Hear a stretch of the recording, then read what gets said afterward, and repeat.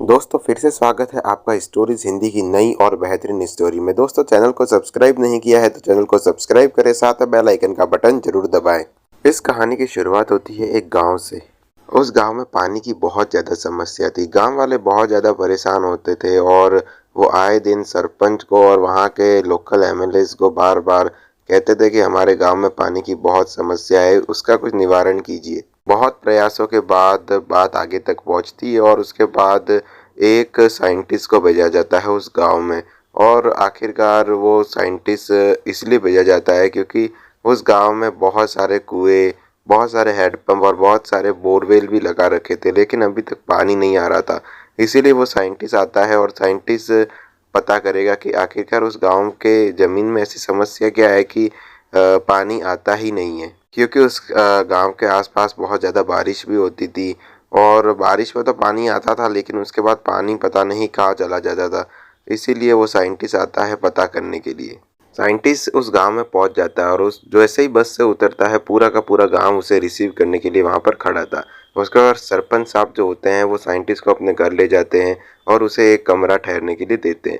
लेकिन वो साइंटिस्ट वहां पर ठहर नहीं पाता है और वो कहता है कि आपके यहाँ बहुत सारी भैंसें और भैंसों से मेरे को एलर्जी है और इनके गोबर की भी बदबू मुझे बहुत ज़्यादा परेशान करती है। तो सरपंच साहब कहते हैं कि ठीक है, आप रुकिए, मैं आपके लिए बहुत ही अच्छा इंतजाम कराता हूँ। लेकिन तभी वहाँ पर जो उनका काम वाला होता है वो कहता है कि सरपंच साहब आप बुरा ना माने तो मैं कहूँ मेरे यहाँ भी एक कमरा खाली ही है, वहाँ पर ये साइंटिस्ट साहब रह सकते हैं। तो वो साइंटिस्ट कहता है कि ठीक है चलो, मैं वहाँ चलता हूँ और कमरा देख लेता हूँ। उसका घर जो था वो थोड़ा सा गांव से दूर था, गांव से बाहर की तरफ बना हुआ था। तो वो चलते चलते वहाँ पर पहुँचते हैं और उसके बाद उसे वहाँ घर देखता है। घर ज़्यादा बड़ा नहीं था, घर में एक कमरा खाली था। तो वहाँ पर उस साइंटिस्ट को वो कमरा पसंद आ जाता है और उसके बाद वो सारा सामान उस किसान के घर पर ही रख देता है। उस साइंटिस्ट का नाम था अय्यर, जो कि दिल्ली से भेजा गया था उस गांव में पानी का पता लगाने के लिए। उस किसान के घर में उसकी एक बेटी भी उसके साथ ही रहा करती थी जिसका नाम था माधवी। उस घर के सारे काम कर लिया करती थी और उस साइंटिस्ट के लिए खाना भी बना कर दिया करती थी। इस बदले में साइंटिस्ट उस किसान को थोड़े बहुत पैसे दे दिया करता था, जिससे वो किसान भी खुश और साइंटिस्ट को भी एक अच्छा और बहुत ही अच्छी जगह और गांव से थोड़ी सी दूर एक अच्छी जगह मिल गई थी रहने के लिए। जो किसान की बेटी थी जिसका नाम था माधवी, उसकी भी एक अलग स्टोरी है।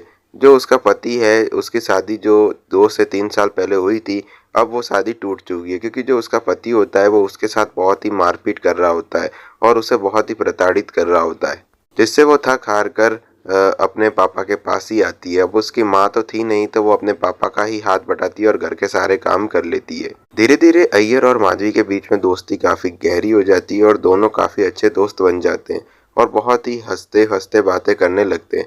किसान तो ज्यादातर गांव में ही रहा करता था क्योंकि वो सरपंच के वहाँ उसके सारी भैंसों को और खेतों को देखा करता था, इसीलिए वो कभी कभार घर आता था और कभी कभी तो वो वहीं पर पूरी रात भी रुक जाता था। इसीलिए अब जो अय्यर और माधवी थे उन दोनों के बीच में काफ़ी ज़्यादा अच्छी दोस्ती हो जाती है और धीरे धीरे अय्यर बहुत ज़्यादा दिन वहाँ पर रुक जाता है, तो वहाँ पर उन दोनों की जो दोस्ती है वो धीरे धीरे प्यार में बदल जाती है और दोनों एक दूसरे के साथ संबंध भी बना लेते हैं। और जो माधवी का दिल है वो अय्यर जीत लेता है और वो कहता है कि मुझे तुम्हारे पास्ट से कोई भी मतलब नहीं है, मुझे तो बस तुम में मेरा फ्यूचर दिख रहा है।